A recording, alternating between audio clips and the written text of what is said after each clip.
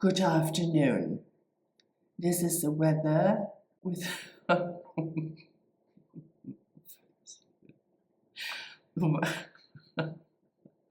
weather and maybe even the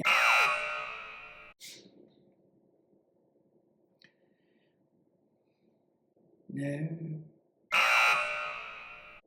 Hi, this is Eve. I am recording here now and then to put together my thoughts, and sometimes they're interesting, to say the least. And most of the time it is because I elaborate about expressing emotions, but also operations of and emotions in regards to how criminals do things and get away from things, and etc. But today, well, it is related, but it was more about emotions in my thought about it. I wanted to speak about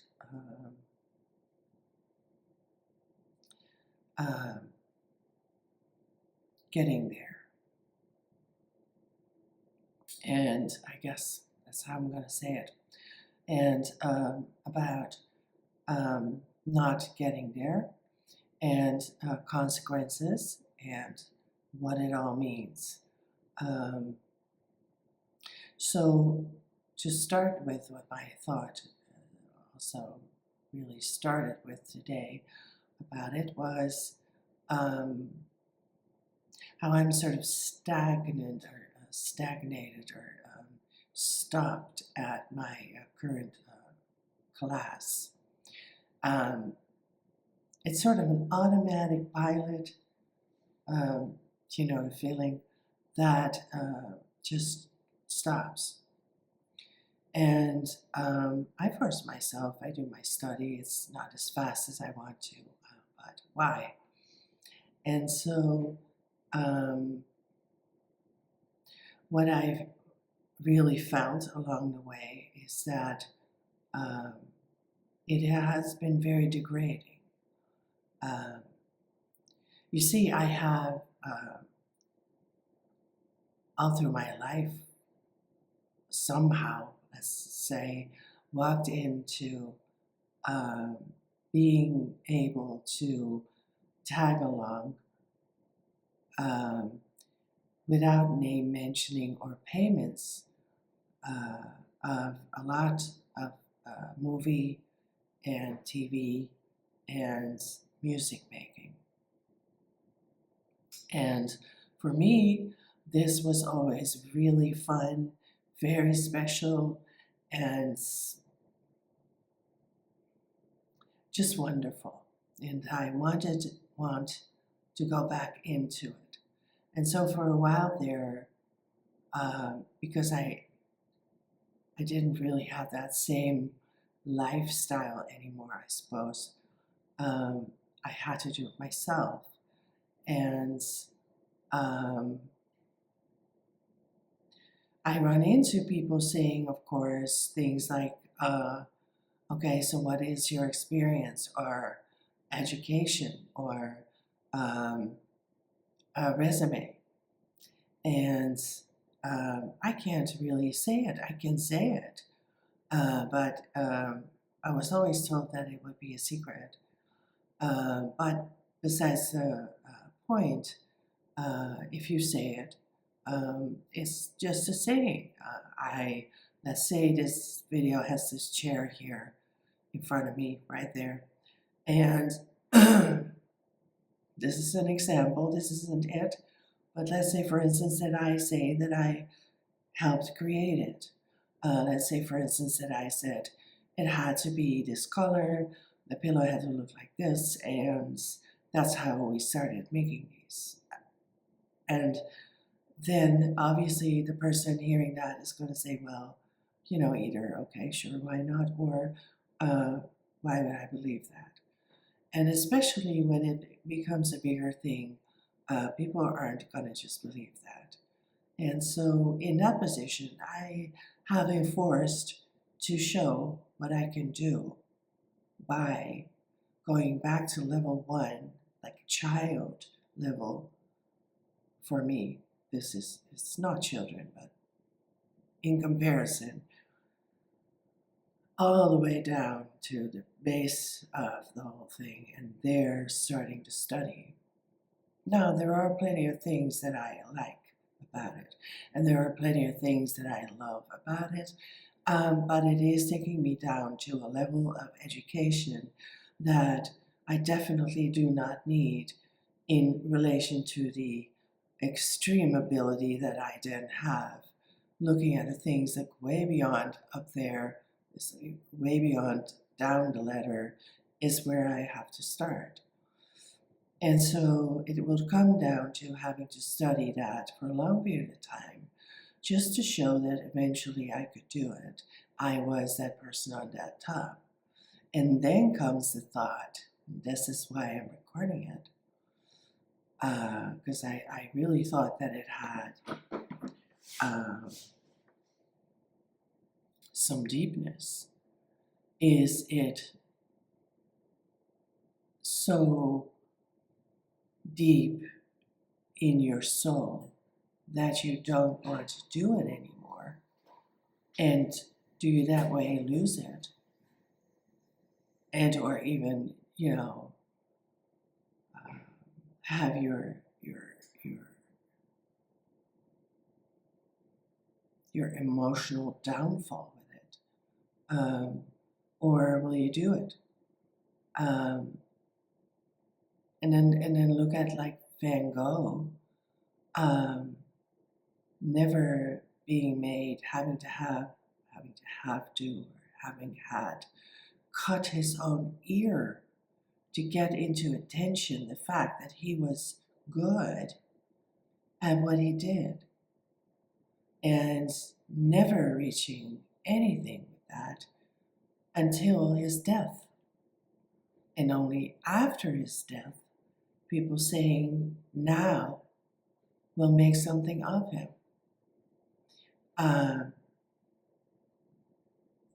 Would he, in this condition, as a metaphorical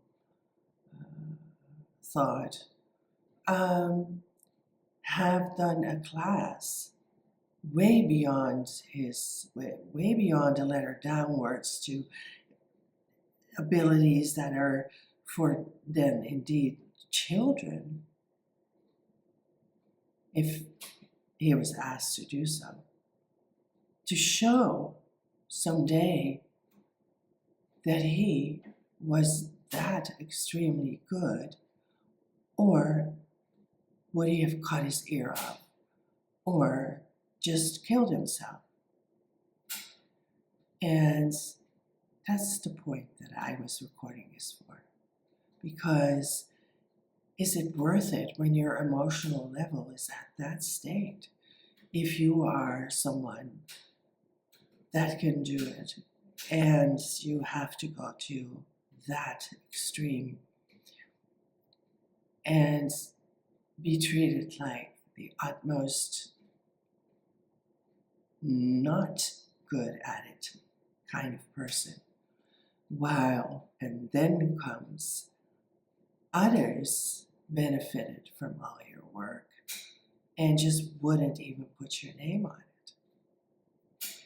it, because that makes it even worse. If you'd imagine him cutting his ear over this, imagine what he would have done if he would have found his paintings all over the world with someone else's name on it. He would likely have stabbed the knife in his ear, deeply. And it's, of course, a matter of speech. So, yeah, that is a thing that happens a lot in this world. There's a common saying, he just couldn't make it, he just couldn't do it. He just couldn't get there. He just didn't get there, or she. And that's about anybody. And the truth is that the reality is harder than the truth, because the reality is that the person will cut his ear off, or, you know, in the case of Van Gogh, but there are plenty of artists out there that just turn to apathy, depression, or start taking drugs, or just choose another way of life, not the artist's life, or you see them on the street and they're homeless maybe. And the sad reality would be that blood shedding from that ear. And the truth would be, as you would say it, he just couldn't make it. Because to be truthful about all of this, that's what they always say. If you say, I can't handle it anymore, I have to have it, this doesn't go right, then you couldn't get there. If you see your work somewhere else and someone's name is on it, then you just couldn't get there. And now you're saying this. And so, you know, you're just full of stories and you just couldn't make it. But you just couldn't make it. The reality is then often also, if you look at it, far more worse puddle of blood, because there are so many people that steal from each other and that would kill and rob and rape and ruin people just to get their painting to put their name on it, or their television show, or whatever it was. They will go to extremes. They will kidnap you and put you away, tie you up, and get your ideas. So the real realization that I had is that it's just that bad, I guess. And yeah, if Van Gogh would have found his paintings all over the world, it couldn't be as bad as it would be if he would found them on the media as we do it, with TV or internet and media in every home, and not just one room of the home either. He would have been with his paintings with someone else's name on it, on everywhere, on every TV. And he would have probably stabbed a knife a little deeper in his ear. And that's the blood that goes on in this world. And that's sad, isn't it? Because a lot of these people are just too nice. If you look at the others, and sometimes you meet them and sometimes they're nice, but a lot of them are really hard. And a lot of people are just hard.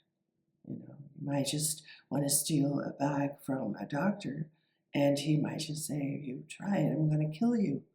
And he's a doctor. And I'm not saying that it's bad, but I am thinking maybe part of it is because most people are so nice.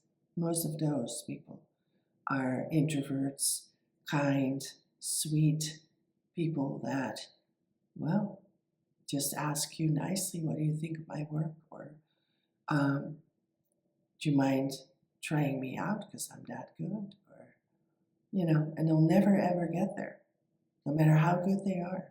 And that's the other side of the story.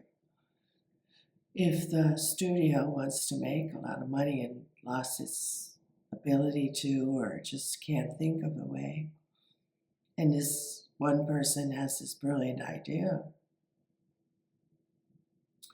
and they won't even look at it.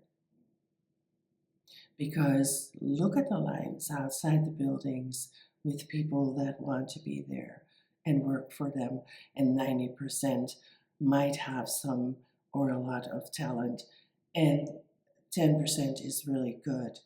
And a lot of them just have been trained by schools, which means they all have basically the same idea about what things are and have to be, which makes them a little bit of a same old thing. In no offense, products. If you're taught to put the palm tree to the left and the vase to the right, then most of the time you're going to find it. Songs are going to sound the same, movies going to start the same. It's no problem, but this 10% might have their own opinion regardless of having been educated or not. Well, that was it for now. So I did want to post that, so I'm going to.